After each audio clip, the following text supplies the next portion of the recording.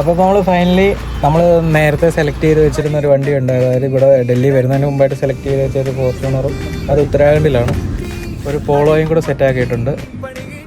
Full tank petrol. അപ്പോൾ ഈ polo ഓടിച്ചുകൊണ്ട് പോവുകയും ഫോർച്യൂണർ നമ്മൾ കണ്ടെയ്നറെ കയറ്റി വിടുകയാണ്.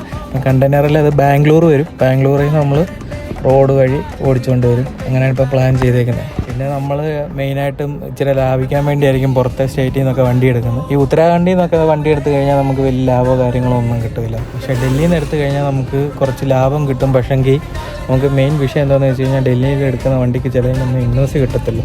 അപ്പോൾ അതൊക്കെ നോക്കിയിട്ട് വേണം എല്ലാവരും എടുക്കാൻ. ശരിക്കും പറഞ്ഞാൽ ഉത്തരാഖണ്ഡിൽ നിന്നൊക്കെ വണ്ടി എടുക്കാൻ പോയി കഴിഞ്ഞാൽ നമുക്ക് നാട്ടിൽ നിന്ന് കിട്ടുന്ന വിലയൊക്കെ അത് മാത്രമല്ല, അഡീഷണൽ നമ്മളൊരു 1.5 ലക്ഷം രൂപയും കൂടെ വണ്ടി കെയിലാക്കാൻ വേണ്ടി, അതായത് റോഡ് ടാക്സ് കേരളത്തിലെ അടയ്ക്കാൻ വേണ്ടി നമ്മൾ വീണ്ടും കരുതുകയും വേണം. ശരിക്കും പറഞ്ഞാൽ അങ്ങനെ നോക്കുകയാണെങ്കിൽ നാട്ടിൽ നിന്ന് തന്നെ വണ്ടി എടുക്കുന്നതാണ് ലാഭം. അപ്പോൾ നമ്മളിനിയും നേരെ നാട്ടിലോട്ട് പോകണം. ഏകദേശം 3000 കിലോമീറ്ററോളം ഉണ്ട്. അപ്പോൾ നമ്മളൊരു 2 അല്ലെങ്കിൽ ഒരു 3 ദിവസം കൊണ്ട് നമ്മൾ വീട്ടിൽ ചെല്ലുന്ന രീതിയിലാണ് പോകാൻ പ്ലാൻ ചെയ്തേക്കുന്നത്. അപ്പോൾ എന്തായാലും ഞാൻ അടുത്തൊരു വീഡിയോ ആയിട്ട് കാണുന്നവരേക്കും ബൈ.